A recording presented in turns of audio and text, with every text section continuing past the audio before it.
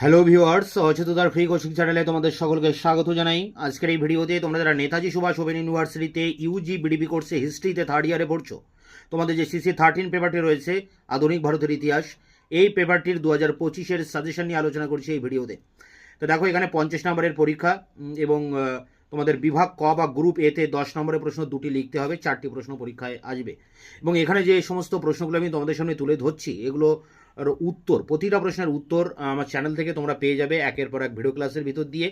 তো দেখো সাজেশনটি কী রয়েছে তোমরা একবার দেখে নাও। এগুলি আমি বিগত বছরের প্রশ্নপত্রগুলো দেখে আমি এই পারফেক্ট সাজেশনটি তোমাদের জন্য তৈরি করেছি।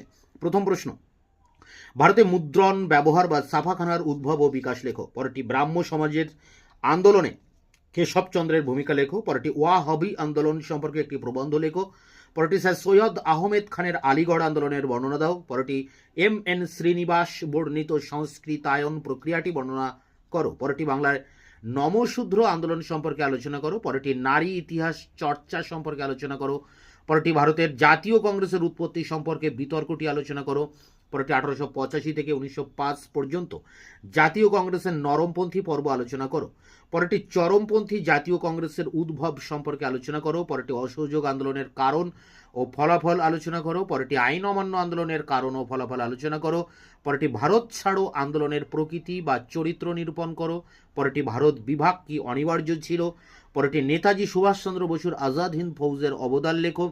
পরেরটি ভারতের জাতীয় রাজনীতিতে মহাত্মা গান্ধীর উত্থান বর্ণনা করো। পরেরটি ভারতের সমাজ অর্থনীতির উপর প্রথম বিশ্বযুদ্ধের প্রভাব লেখো। তো এখানে যে সমস্ত প্রশ্নগুলো দেওয়া রয়েছে এর মধ্যে প্রায় অর্ধেকেরও বেশি প্রশ্নের উত্তর আমি চ্যানেলে ইতিমধ্যে আপলোড করে দিয়েছি। এই ভিডিওর ডেসক্রিপশন বক্সে তার লিঙ্ক দেওয়া থাকবে, তোমরা অ্যান্সারগুলি সেখান থেকে পেয়ে যাবে। বিভাগ খ গ্রুপ বি, মার্ক 6 অর্থাৎ 6 নম্বরের টিকা প্রশ্ন 5টি লিখতে হবে, 10টি প্রশ্ন পরীক্ষায় আসবে। তার জন্য যে প্রশ্নগুলো করবে দেখো, বাংলায় বিপ্লবী আন্দোলনের প্রকৃতি। পরেরটি 2 বিশ্বযুদ্ধের মধ্যবর্তীকালে ভারতের শ্রমিক আন্দোলনের বর্ণনা দাও। পরেরটি তেভাগা আন্দোলনের উপর একটি টিকা লেখো। পরেরটি 1946 সালের নৌ বিদ্রোহের গুরুত্ব লেখো। পরেরটি উদ্বাস্তুর সমস্যা উল্লেখ করে শরণার্থী সমস্যাটি লেখো। পরেরটি দেশীয় রাজ্যের ভারতভুক্তিকরণ প্রক্রিয়াটি লেখো। পরেরটি ভারতের সংবিধানের বৈশিষ্ট্যগুলি লেখো। দেখো 7 দাগের এই প্রশ্নটি আগেরবার পরীক্ষায় এসে গেছে, 2024-এ তোমরা এই প্রশ্নটি বাদ দেবে। পরেরটি দেখো, ভারত কেন পরিকল্পিত অর্থনীতি গ্রহণ করেছিল। পরেরটি পাবনা কৃষক বিদ্রোহ বা দাক্ষিণাত্য হাঙ্গামা। পরেরটি ভারতের জাতীয়তাবাদী আন্দোলনে নারীদের অংশগ্রহণ। পরেরটি আম্বেদকরের নেতৃত্বে তপশিলীদের অধিকার সুরক্ষার আন্দোলন। পরেরটি আর্য সমাজ বা আসতে পারে প্রার্থ সমাজ বা মাতুয়া সম্প্রদায়। মাতুয়া সম্প্রদায় আগেরবার পরীক্ষায় পড়ে গেছে, তাই এটা তোমরা বাদ দেবে। আর্য সমাজ এবং প্রার্থনা সমাজটাই করবে। স্বদেশী ও বয়কট বা আসতে পারে স্বদেশী আন্দোলনের গুরুত্ব। পরেরটি লর্ড কার্জন কেন বঙ্গভঙ্গ করেছিলেন। পরেরটি গান্ধীজির সত্যাগ্রহের ধারণা বা আসতে পারে রাওলাট সত্যাগ্রহ। পরেরটি মাউন্ট ব্যাটেন পরিকল্পনা বা আসতে পারে 1935-এর ভারত শাসন আইন। পরেরটি দেখো, এখানে স্বরাজ্য দল আছে, এটা তোমরা বাদ দেবে, এটিও আগের বছর পরীক্ষায় পড়ে গেছে। তোমরা হোম রুল আন্দোলন আর লখনৌ চুক্তিটাও বাদ দেবে।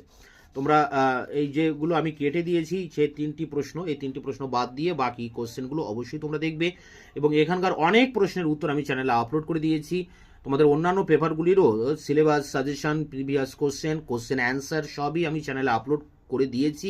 এই ভিডিও ডেসক্রিপশন থেকে তোমরা তার লিঙ্কগুলো পেয়ে যাবে।